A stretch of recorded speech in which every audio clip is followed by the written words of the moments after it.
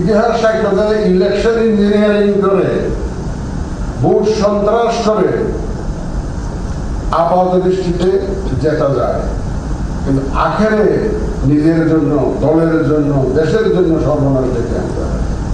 আখেরে কি হবে?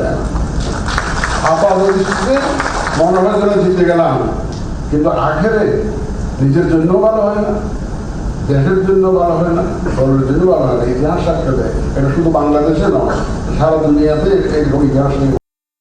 প্রধান নির্বাচন commissioner CEC AMM Nasir Uddin বলেছেন, ইতিহাস সাক্ষ্য দেয় ইলেকশন ইঞ্জিনিয়ারিং করে, ভোট সন্ত্রাস করে আপাত দৃষ্টি জেতা যায়, কিন্তু আখেরে দেশের জন্য, দলের জন্যও ভালো হয় না। শুধু বাংলাদেশে নয়, সারা দুনিয়ায় এরকম ইতিহাস সাক্ষ্য দেয়। রোববার 2 মার্চ দুপুরে নির্বাচন ভবনে আয়োজিত এক আলোচনা সভায় সিইসি এসব কথা বলেন। জাতীয় ভোটার দিবস উপলক্ষে নির্বাচন কমিশন এই আলোচনা সভার আয়োজন করে। সভায় নির্বাচনে জয়ী হতে ইলেকশন ইঞ্জিনিয়ারিং ও ভোট সন্ত্রাসের চেষ্টা বা উদ্যোগ না নেওয়ার আহ্বান জানান তিনি। মানুষ এতদিন ভোট দিতে পারেননি মন্তব্য করে সিইসি বলেন, এখন ভোটের অধিকার প্রতিষ্ঠা করার সুযোগ এসে গেছে। তিনি বলেন, মানুষ নতুন বাংলাদেশের স্বপ্ন দেখছে। এ স্বপ্ন বাস্তবায়িত না হলে জুলাই অভ্যুত্থানে আহত ও শহীদদের সঙ্গে বেইমানি করা হবে।